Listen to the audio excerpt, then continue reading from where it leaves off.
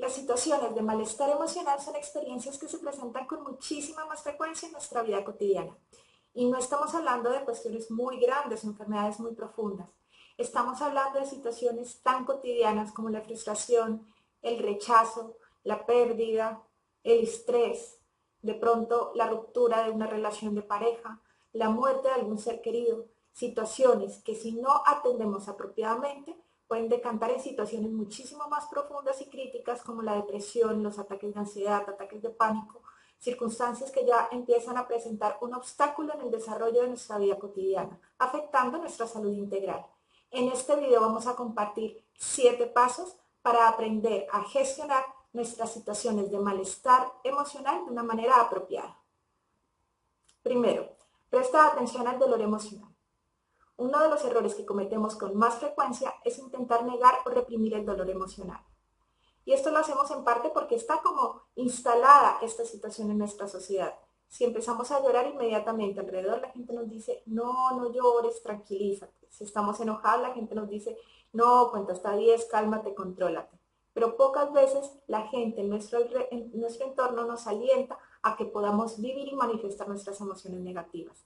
Entonces es importante que nosotros mismos nos tomemos un tiempo para sentarnos a reconocer qué es lo que estamos sintiendo, a diferenciar la emoción negativa, a saber si lo que estamos sintiendo es realmente enojo, o si de pronto no es enojo, es originalmente una frustración que se convierte en enojo, o si esto proviene de un rechazo o de una situación de tristeza. Es decir, empezar a desmenuzar la emoción que estamos sintiendo con el objetivo de hacer conscientes, de vivir de manera consciente ese dolor emocional. Ese es el primer paso para una adecuada gestión de malestar emocional. Segundo, redirige las estrategias que habitualmente empleas. Si estás en esta situación es porque intentaste salir de la manera habitual y no pudiste. Entonces es importante que todas las estrategias que estés usando las uses para, digamos que de alguna manera, organizar 2 tiempos. Un primer tiempo de reconocimiento emocional, de traer a la conciencia las emociones y la situación que yo estoy viviendo, y un segundo tiempo en el que yo pueda expresar y manifestar esta emoción. Las expresiones las podemos hacer de manera escrita, por ejemplo, con las emociones negativas particularmente, lo más recomendable en una situación de crisis es que escribamos todo lo que sintamos e inmediatamente luego lo desechemos para que se genere una forma de descarga. O también lo podemos hacer, por ejemplo, físicamente, haciendo ejercicios, por ejemplo, cardiovasculares de alta intensidad. A veces también funciona golpear una almohada, gritar un poco, es decir, que podamos poner de manifiesto la emoción. Si esto implica llorar, llorar, si esto implica gritar, gritar, teniendo en cuenta que ninguna de estas expresiones o manifestaciones las vamos a orientar hacia ninguna persona. Es decir, de nuestras emociones negativas y de nuestro malestar somos responsables nosotros. Por lo tanto, no dirigimos esta carga a nadie. Pero entonces redirigimos estas estrategias a estos 2 pasos. Primero identificar y luego expresar, luego manifestar para que se metabolice adecuadamente la emoción. Tercero, vamos a empezar a proteger nuestra autoestima. Cuando nosotros empezamos a pensar y a ser conscientes de nuestras emociones negativas, a veces sobreviene un poco de culpa. Empezamos a darnos látigo porque no respondimos mejor esto, porque no hicimos esto de esta otra manera, o porque permitimos la actuación de otras personas que nos lastimaron, o porque nosotros mismos lastimamos a otros, etc. Es importante que nos protejamos de esto. Para esto es importante que nos paremos frente al espejo, nos miremos y empecemos a pensar qué le diríamos a nuestro mejor amigo o a nuestra mejor amiga si estuviese pasando por esta situación.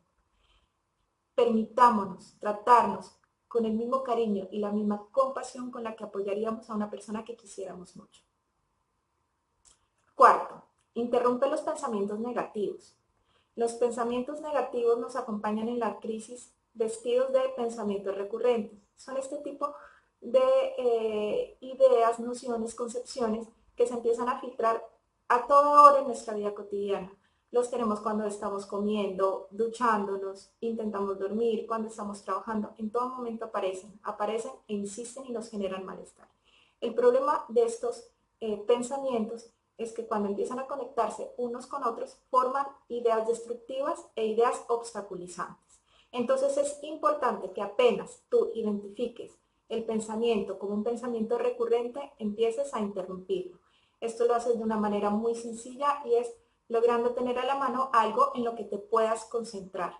Neurológicamente, si tú te concentras por 2 minutos en una tarea, ya interrumpes la producción en cadena de pensamientos recurrentes. Puedes, por ejemplo, hacer un cálculo que tengas pendiente, empezar a transcribir algo. Es algo que de hecho yo se lo recomiendo mucho a mis pacientes, que cuando llegue el pensamiento recurrente, tengan consigo un libro de algo que les guste, de cuentos, de poesías, de historias, y apenas llegue el pensamiento recurrente, ponen el libro sobre la mesa y empiezan a transcribirlo, a leer y a transcribirlo. Si hacen esto durante 2 minutos, la cadena se corta y ustedes pueden restaurar el proceso cognitivo de una manera saludable. Quinto, encuéntrale significado a la crisis.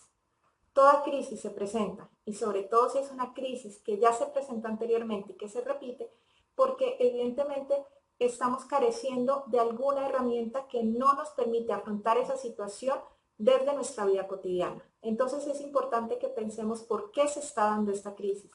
Y no estamos hablando de decir, ay, porque yo soy muy de malas, porque es que a mí siempre me pasa lo mismo, porque siempre me topo con la misma gente. No, sentémonos a tener pensamientos y reflexiones un poco más profundas y pensemos, bueno, ¿será que yo estoy permitiendo que cierto tipo de personas que me hacen daño entren a mi vida? ¿Será que yo estoy construyendo y permitiéndome construir relaciones violentas? ¿Será que no me estoy comunicando apropiadamente con la gente? Es decir, empecemos a pensar qué nos está queriendo decir esa crisis, qué nos está queriendo enseñar este problema, qué falencia nuestra o qué debilidad nuestra nos está mostrando para poder nosotros utilizar esa crisis como un medio de evolución y de crecimiento personal. Sexto, evitemos que la culpa persista. La culpa es algo muy usual en las crisis, sobre todo en las crisis depresivas, ¿no? En las crisis que están relacionadas con las tristezas o con las situaciones de pareja. Así que si nosotros dentro de la crisis emocional que tenemos empezamos a sentir culpa, es importante que hagamos lo siguiente. Primero vamos a hacer una lista de las situaciones que nos generan culpa. Una vez tengamos esta lista, vamos a pensar estas actuaciones que dicen que me generan culpa, a quién o a quiénes afectar.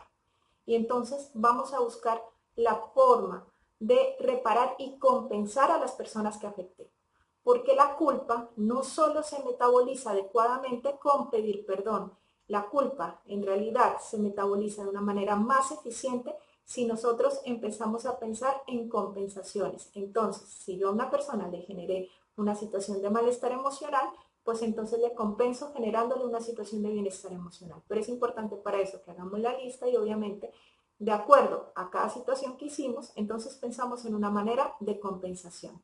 De esta manera metabolizamos la culpa y de paso aprendemos que nuestras conductas emocionales generan consecuencias y que esas consecuencias también son nuestra responsabilidad.